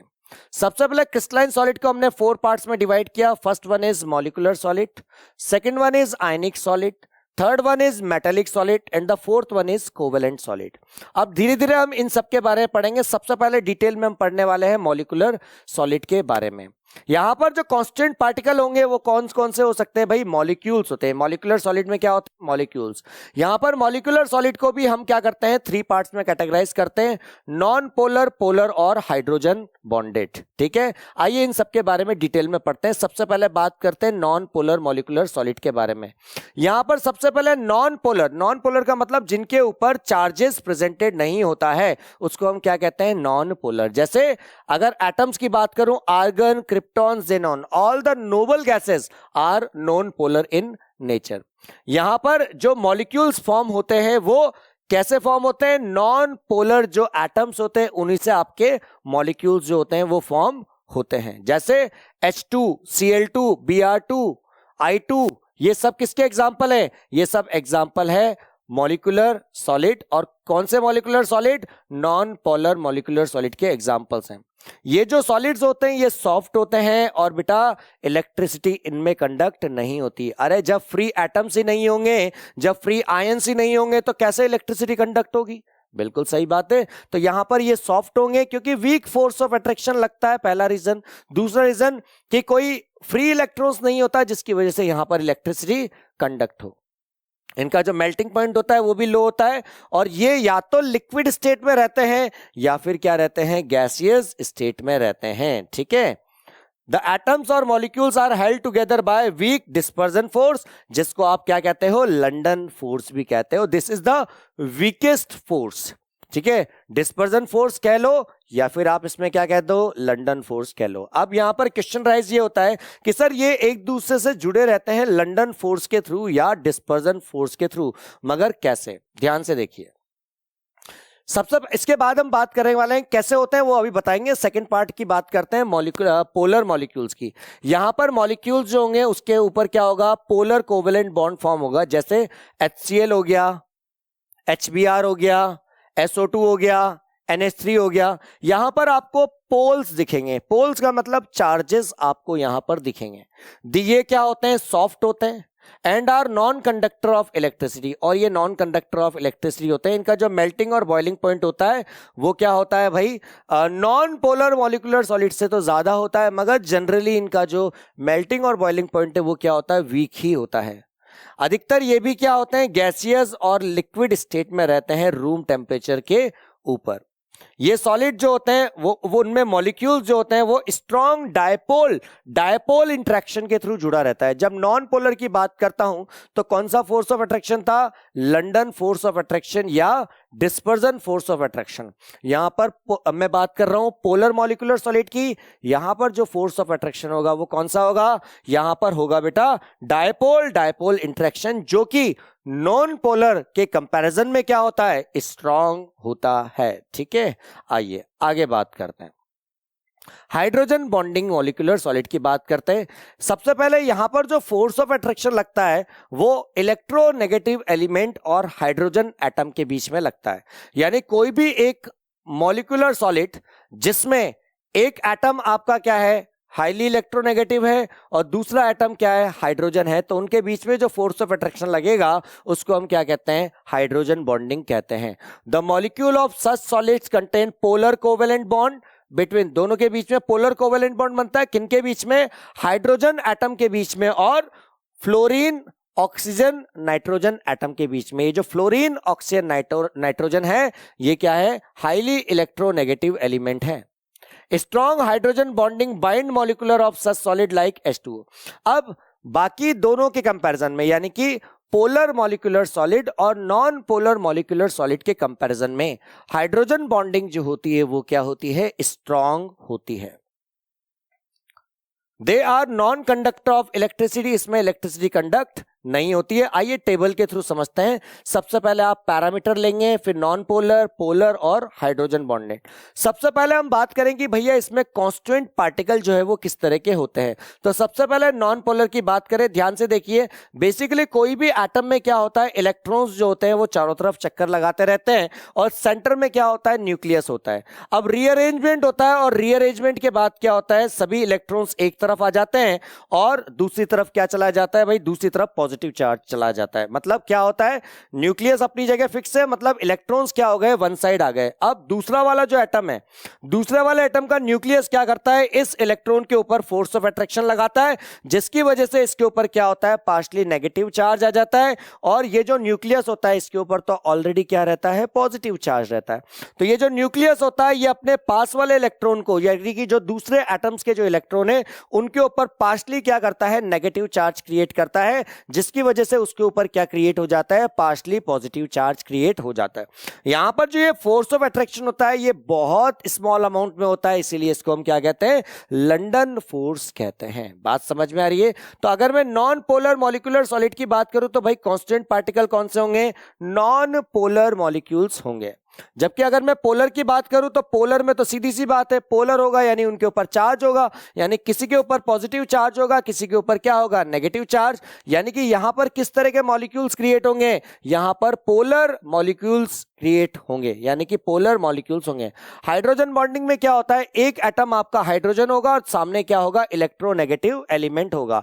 यहां पे देखिए अगर मैं वाटर की बात करूं तो वाटर का फॉर्मेशन कैसे हुआ होगा, यहां पर दो तो हाइड्रोजन के एटम है और एक ऑक्सीजन का एटम है। अब हाइड्रोजन और ऑक्सीजन यानी कि एक तो हाइड्रोजन एटम और एक ऑक्सीजन यानी हाईली इलेक्ट्रोनेगेटिव एटम, तो दोनों के बीच में फोर्स ऑफ अट्रैक्शन हुआ और दोनों के बीच में किस तरह का बॉन्ड बना, हाइड्रोजन बॉन्ड बना। यानी कि यहां पर क्या होगा, इस जगह ध्यान से देखिए, यहां पर जो हाइड्रोजन बॉन्डेड में जो कांस्टेंट पार्टिकल होंगे वो क्या होंगे, एक तो हाइड्रोजन एटम होगा और उसके सामने कौन सा होगा, हाईली इलेक्ट्रोनेगेटिव एलिमेंट यहां पर प्रेजेंटेड रहेगा। आइए बात करते हैं इसके कुछ एग्जांपल्स की, जैसे H2Cl2 HeNeCO यानी कार्बन मोनोऑक्साइड। पोलर मॉलिक्यूल्स में SO2 और HCl, यहां पर पोल्स क्रिएट होते हैं, H के ऊपर प्लस होता है, Cl के ऊपर माइनस होता है।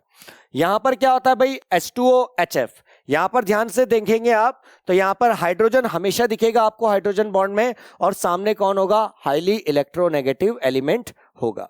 अगर मैं नेचर ऑफ इंटरेक्शन की बात करूं तो भाई नॉन पोलर जो होता है वहां पर लंडन फोर्स या डिस्पर्जन फोर्स लगता है, पोलर में डायपोल डायपोल इंटरेक्शन लगता है और यहां पर क्या लगता है, हाइड्रोजन बॉन्डिंग लगता है। स्टेट की बात करूं तो भाई ये गैस और लिक्विड में रहता है, ये भी गैस और लिक्विड में रहता है, और ये क्या रहता है, ये वॉलेटाइल लिक्विड रहता है। वॉलेटाइल का मतलब होता है इजीली कन्वर्टेड इनटू वेपर। आगे बात करते हैं। अगर मैं नेचर ऑफ सॉलिड की बात करूं तो ये सॉफ्ट होते हैं, ये भी सॉफ्ट होते हैं, और ये भी क्या होते हैं, सॉफ्ट होते हैं। अगर मैं मेल्टिंग पॉइंट की बात करूं तो ध्यान से देखिएगा, इसका सबसे कम होता है, इससे ज्यादा किसका होता है, इसका होता है, और सबसे ज्यादा किसका मेल्टिंग पॉइंट होता है, हाइड्रोजन बॉन्डेड का होता है। क्यों? क्योंकि hydrogen bond strong force of attraction होता है दोनों के कंपैरिजन में। नेक्स्ट बात करते हैं कंडक्टिविटी की, तो ये तो भैया नॉन कंडक्टर होता है, ये भी क्या होता है, नॉन कंडक्टर, और ये भी क्या होता है, नॉन कंडक्टर होता है। आइए अब बात करते हैं कुछ एमसीक्यूज की। हमने क्या पढ़ा है बेटा, मॉलिक्यूलर सॉलिड अभी कवर अप किया है।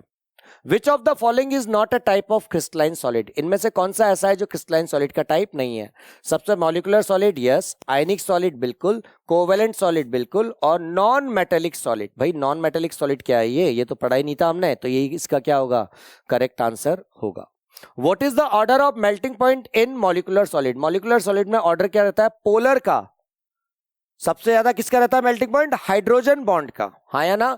तो भाई ये वाला पार्ट तो गलत हो गया, देन ये वाला भी गलत हो गया, ये सही है। इसके बाद सीक्वेंस क्या आ रही है, पोलर, पोलर के बाद क्या आ रही है, नॉन पोलर, यानी कि this is the correct answer. ठीक है, तो करेक्ट आंसर क्या हो गया भाई आपका, सी। आइए बात करते हैं आगे। Inert gas are held by, inert gas, inert gas मतलब नॉन पोलर, और नॉन पोलर में जो फोर्स ऑफ अट्रैक्शन लग रहा था वो डिस्पर्जन फोर्स लग रहा था या फिर लंडन फोर्स लग रहा था। तो आइए बात करते हैं। सबसे पहले London force, dispersion force, hydrogen bonding बिल्कुल नहीं, और बोथ ए एंड बी, यानी करेक्ट आंसर क्या हो गया, both A and B. Next question, water is an example of, water किसका एग्जांपल होता है, हाइड्रोजन बॉन्डिंग का एग्जांपल होता है। Hydrogen bonded molecular solid, non polar molecular solid, polar molecular solid, none of the above. तो correct answer is hydrogen bonded molecular solid. ऐसा क्यों, ऐसा इसलिए क्योंकि वाटर का जो फॉर्मूला होता है वो H2 होता है।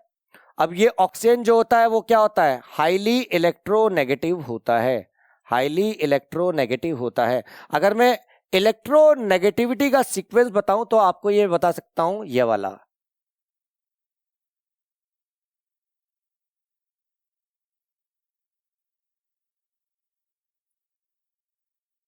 देखिए ये सीक्वेंस आपका इलेक्ट्रोनेगेटिविटी का होता है।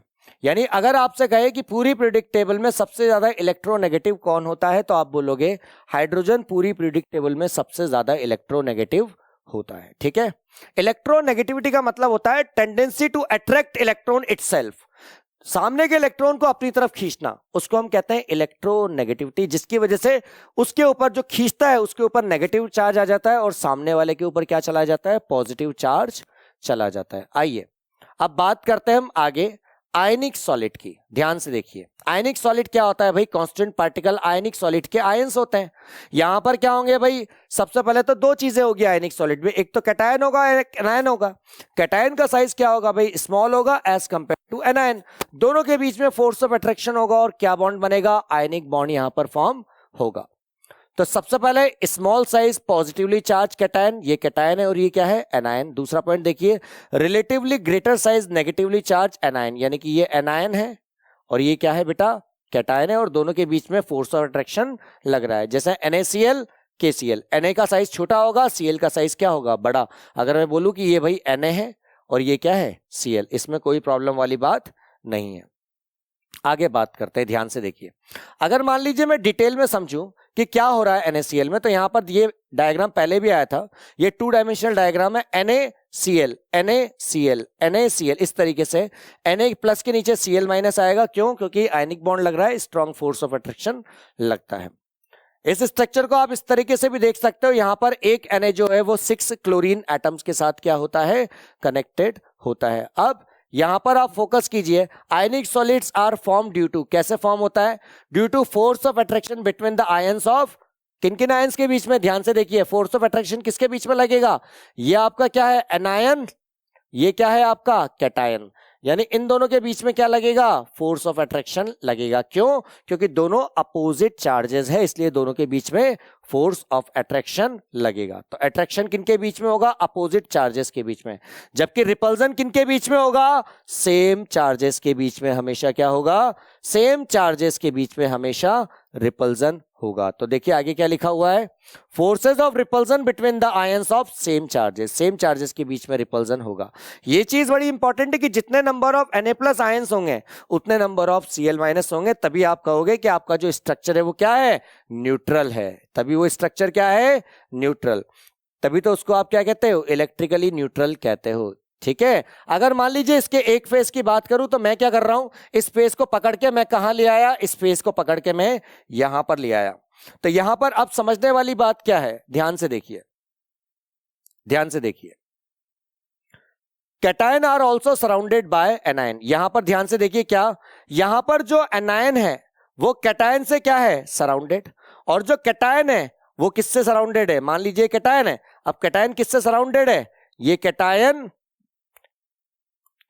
कैटायन जो है वो एनायन से सराउंडेड है, और ये जो अनायन है वो ध्यान से देखिए कैटायन से सराउंडेड है। ठीक है, तो यही चीज आपको बोलना चाह रहे हैं कि कैटायन जो है वो एनायन से सराउंडेड होता है और एनायन जो होता है वो कैटायन से सराउंडेड होता है। ठीक है, इसलिए वो क्या होता है बेटा, न्यूट्रल होता है। सच arrangement of ions depends on their 3 factors. अब किस किस के ऊपर डिपेंड करता है, 3 फैक्टर्स के ऊपर डिपेंड करता है। सबसे पहले तो साइज ऑफ आयंस के ऊपर डिपेंड करता है, जो चार्ज है उसके ऊपर डिपेंड करता है, और उसके साथ साथ पोलराइजेशन के ऊपर भी क्या करता है, डिपेंड करता है। पोलराइजेशन क्या होगा, फजान रूल में आपको बताएंगे, वहां पर ज्यादा अच्छी तरह आपको समझ में आएगा। कितना पोलराइजेशन है उसके ऊपर भी डिपेंड करता है। अब आयनिक सॉलिड की कुछ प्रॉपर्टीज देख लीजिए। सबसे पहले तो आयनिक सॉलिड जो होता है वो हार्ड होते हैं, ब्रिटल होते हैं।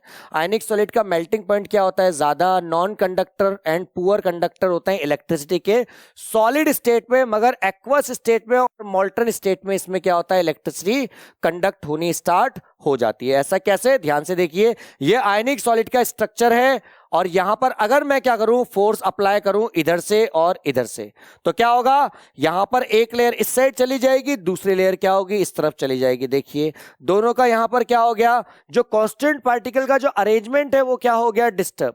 पहले क्या हो रहा था, पहले अपोजिट चार्जेस एक दूसरे को क्या कर रहे थे, काउंटर बैलेंस कर रहे थे। यहां पर क्या हो गया, जब आपने फोर्स लगाया, फोर्स लगाने से अब ध्यान से देखिए सेम चार्जेस एक डायरेक्शन में आ गए, यानी क्या हो गया, रिपेल होना स्टार्ट हो गया। अब इसकी वजह से, रिपल्जन की वजह से क्या हो गया, ये और ज्यादा दूर दूर चले जाएंगे, यानी कि आपका आयनिक सॉलिड क्या हो जाएगा, टूट जाएगा। यानी कि अगर मैं आयनिक सॉलिड के ऊपर ज्यादा फोर्स ऑफ अट्रैक्शन लगा दूं तो जो आयनिक सॉलिड है वो क्या हो जाता है, डिस्टॉर्ट हो जाता है, फ्रैक्चर्ड हो जाता है, या डिकम्पोज हो जाता है, टूट जाता है। आइए बात करते हैं कुछ एमसीक्यू की, जो कि किसके ऊपर बेस्ड है, आयनिक सॉलिड के ऊपर बेस्ड है। सबसे पहले बात, आयनिक सॉलिड किससे मिलकर बनता है, force of attraction between ions of same charge, नहीं सेम चार्ज के ऊपर तो भैया रिपल्जन होता है। Force of attraction between ions of opposite charge, बिल्कुल सही बात है।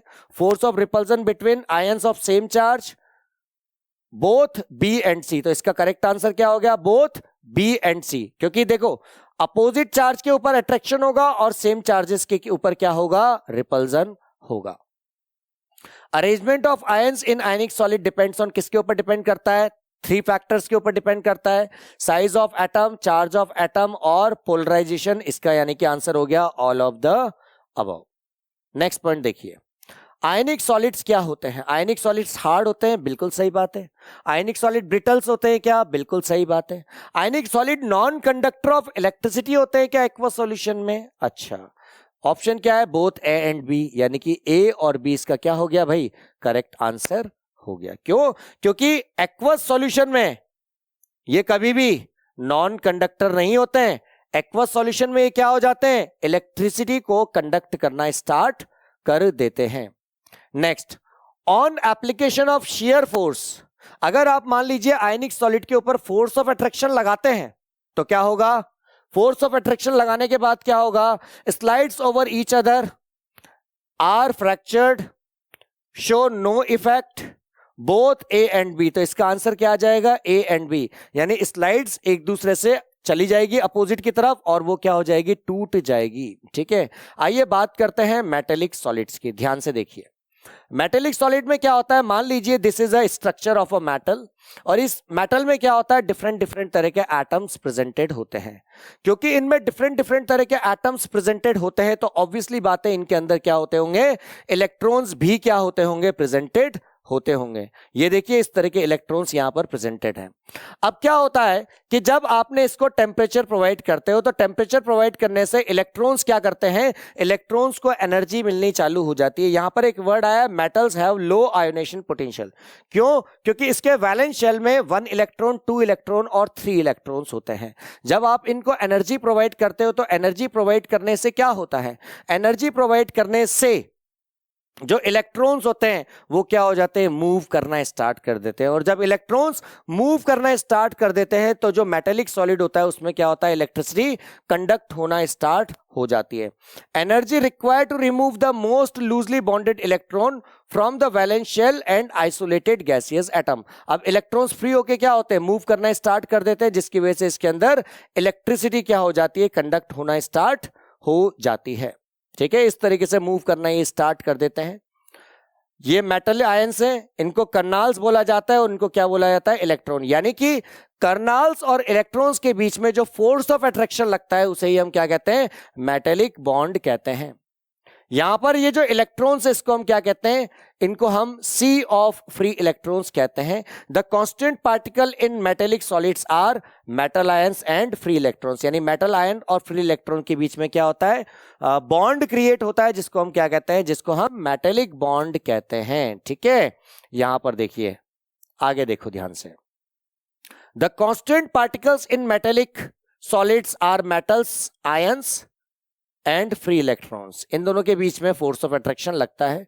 The force of attraction between kernels and free electron is called metallic bond. यानी कर्नाल के बीच में, जिसको आप फ्री एटम बोल रहे थे, उसके बीच में और फ्री इलेक्ट्रॉन्स के बीच में जो फोर्स ऑफ अट्रैक्शन लगेगा उसको हम क्या कहेंगे, मेटेलिक बॉन्ड। ये गुड कंडक्टर ऑफ इलेक्ट्रिसिटी होते हैं और यहां पर काफी अच्छे अमाउंट में हीट भी क्या होती है, प्रोड्यूस। ये हार्ड होते हैं, मैलिएबल होते हैं और क्या होते हैं, डक्टाइल होते हैं। They have high melting point. इनका जो मेल्टिंग पॉइंट होता है वो क्या होता है बच्चों, इनका जो मेल्टिंग पॉइंट होता है वो हाई होता है। नेक्स्ट बात करते हैं, इनका मेल्टिंग पॉइंट हाई होता है। देखिए, they possess lustre and colour. ये लस्टर चमकदार होते हैं और ये क्या होते हैं, कलरफुल भी होते हैं। आइए बात करते हैं कुछ एमसीक्यू की। Metallic solid consist of, metallic solid किससे मिलके बनते हैं, मेटल आयन से, बिल्कुल सही बात है। कर्नाल से, बिल्कुल सही बात है। मोबाइल इलेक्ट्रॉन से, बिल्कुल सही बात है। ऑल ऑफ द अबव, तो इसका आंसर क्या आ जाएगा, all of the above. Next, Karnal क्या होता है, कर्नाल मेटल आयन होता है, फ्री इलेक्ट्रॉन होता है, मेटेलिक सॉलिड होता है, या बोथ ए एंड सी, बताइए जरा। यहां पर ये क्या होता है, मेटल आयंस होता है। Next question, which is not a property of metallic solid. इनमें से कौन सी ऐसी प्रॉपर्टी है जो मेटेलिक सॉलिड की नहीं है। मेटेलिक सॉलिड लस्ट्रस होते हैं, बिल्कुल सही बात। सॉफ्ट होते हैं क्या, नहीं होते, सॉफ्ट नहीं होते, हार्ड होते हैं। इनका मेल्टिंग बॉइलिंग पॉइंट हाई होता है, गुड कंडक्टर ऑफ इलेक्ट्रिसिटी, तो correct answer is soft. Metallic solid कभी सॉफ्ट नहीं होते हैं। Next, metallic bond is force of dash between dash and dash. यानी क्या है, अट्रैक्शन फोर्स, बिल्कुल सही बात है। अट्रैक्शन होगा, किसके बीच में अट्रैक्शन होगा, मेटल एटम के बीच में और इलेक्ट्रॉन्स के बीच में क्या होगा, अट्रैक्शन होगा। बिल्कुल, देखिए लिखा हुआ है मेटल आयंस और फ्री इलेक्ट्रॉन के बीच में, यहां पे क्या लिखा हुआ है, अट्रैक्शन कर्नाल और मोबाइल इलेक्ट्रॉन के बीच में, और यहां पर बोथ बी एंड सी, तो इसका आंसर क्या आ जाएगा, both B and C is the correct answer. ठीक है, चलिए आइए अब बात करते हैं कोवेलेंट और नेटवर्क सॉलिड की। देखिए जरा, कोवेलेंट और नेटवर्क सॉलिड क्या होता है। सबसे पहली बात, यहां पर जो इलेक्ट्रॉन क्या करता है, यहां पर इलेक्ट्रॉन की शेयरिंग होती है, जिसकी वजह से क्या बनता है, कोवेलेंट बॉन्ड यहां पर फॉर्म होता है। These are non metal crystalline solid from the formation of covalent bond between adjacent atom throughout of the crystal. यहां पर इलेक्ट्रॉन देना नहीं होता, यहां पर इलेक्ट्रॉन लेना नहीं होता, जबकि यहां पर दो एटम क्या करते हैं, दो एटम एक दूसरे के साथ अपने इलेक्ट्रॉन्स की क्या करते हैं, शेयरिंग, जिसकी वजह से क्या होता है, बॉन्ड फॉर्म होता है, जिसको हम क्या कहते हैं, कोवेलेंट बॉन्ड कहते हैं। ठीक है, दीज आर जेंट मॉलिक्यूल्स, बड़े बड़े स्ट्रक्चर जैसे कि आप बात कर रहे हो वो सभी इसी में बनते हैं। जैसे कोवेलेंट बॉन्ड आर स्ट्रॉन्ग और डायरेक्शनल होता है, आयनिक बॉन्ड ध्यान रखना नॉन डायरेक्शनल होता है, कोवेलेंट बॉन्ड डायरेक्शनल होता है। These solids are very hard and brittle. Obviously बात है, डायमंड में कोवेलेंट बॉन्ड ही लगता है, समझ में आ रही है, और डायमंड वर्ल्ड का हार्डेस्ट सब्सटेंस है। ये हार्ड होता है, ब्रिटल होता है, they have extremely high melting और बॉइलिंग पॉइंट, और काफी ज्यादा टेम्परेचर इसको देना पड़ता है मेल्ट करने के लिए। They are insulator and do not conduct electricity. Exceptional में डायमंड और सिलिकॉन कार्बाइड है, ठीक है। क्यों? क्योंकि इसमें जनरली आपको देखो एग्जाम्पल इसके क्या है, सॉरी एग्जाम्पल समझिए, डायमंड और सिलिकॉन कार्बाइड, यहां पर इलेक्ट्रिसिटी क्या होती है, कंडक्ट नहीं होती है, समझ में आ रहा है। जबकि अगर मैं एक्सेप्शनल केस की बात करूं, एक्सेप्शनल केस की बात करूं कि भैया किसमें इलेक्ट्रिसिटी कंडक्ट होती है, तो आप बोलोगे ग्रेफाइट में इलेक्ट्रिसिटी क्या हो जाती है, कंडक्ट हो जाती है। ग्रेफाइट में भी क्या होता है, कोवेलेंट बॉन्ड होता है। यहां पर भी क्या होता है, कोवेलेंट बॉन्ड होता है, मगर यहां पर इलेक्ट्रिसिटी कंडक्ट होती है। नेटवर्क स्ट्रक्चर ऑफ डायमंड है ये, आगे बात करते हैं। ग्रेफाइट क्या होता है बेटा, सॉफ्ट होता है, सॉफ्ट सॉलिड कंडक्टर होता है of electricity through it is a network solid. हालांकि ये नेटवर्क सॉलिड होता है, मगर इसके अंदर क्या होती है, इलेक्ट्रिसिटी कंडक्ट होती है। क्यों ऐसा? क्योंकि जो ग्रेफाइट होता है उसके अंदर only one free electrons is presented, जिसकी वजह से इसके अंदर इलेक्ट्रिसिटी कंडक्ट होती है। Graphite has layer lattice structure which is responsible for its lubricating nature. Graphite lubricating nature को रिप्रेजेंट करता है, और इसका लेयर का क्या होता है, फॉर्मेशन होता है, मतलब हेक्सागोनल लेयर्स होती है ये, ठीक है। और ये हेक्सागोनल लेयर्स क्या होती है बेटा, एक दूसरे के साथ कनेक्टेड रहती है। इस तरीके से ये एक दूसरे के साथ क्या रहती है, कनेक्टेड रहती है। लेयर्स कंटिन्यूअसली रेगुलर फॉर्म में क्या करती रहती है, रन करती रहती है। इसको मैं और अच्छी तरह बना के दिखाता हूं, ध्यान से देखिए, इस तरीके से।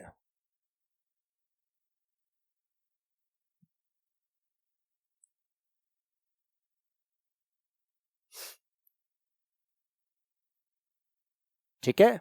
अब इसके बाद क्या होगा, देखिए ये इस तरह का स्ट्रक्चर बनता है, ये देखिए इस तरीके से ये एक लेयर्स को फॉर्म करती है, ठीक है। इस तरह का स्ट्रक्चर यहां पर बनता है। आगे देखते हैं स्ट्रक्चर। देखिए ग्रेफाइट का स्ट्रक्चर आ भी गया जो अभी हमने आपको बताया, ध्यान से देखिए। सबसे पहले तो फर्स्ट लेयर ये वाली होती है, इसके नीचे सेकंड लेयर होती है, फिर थर्ड लेयर होती है, ये फोर्थ लेयर होती है, और सभी एक दूसरे के साथ क्या होते हैं, इस तरीके से कनेक्टेड रहते हैं। सभी लेयर्स एक दूसरे के साथ क्या होती है बेटा, कनेक्टेड होती है, ठीक है। इस तरीके से ये कनेक्टेड होती है और एक जेंट स्ट्रक्चर को क्या करती है, फॉर्म करती है। और यही जेंट स्ट्रक्चर आपका क्या कहलाता है, जो ग्रेफाइट का स्ट्रक्चर कहलाता है। डायमंड का भी अलग तरीके से बनता है, वो भी आपका जेंट स्ट्रक्चर होता है। यहाँ पर हर एक लेयर एक दूसरे के साथ जुड़ी रहती है, ठीक है। और इसीलिए क्या बनाता है ये ग्रेफाइट का स्ट्रक्चर बन के तैयार हो जाता है। आइए बात करते हैं कुछ एमसीक्यूज की। कोवेलेंट सॉलिड क्या होता है भाई, non metallic crystalline solid, covalent in nature, have high melting point, all of the above. बिल्कुल सही बात है, ऑल ऑफ द अबव इसका आंसर हो गया। So dear student, this was your first lecture of solid state. मिलते हैं बहुत जल्दी नेक्स्ट लेक्चर में, तब तक ध्यान रखिए अपना। Thank you so much for watching this video, thank you so much.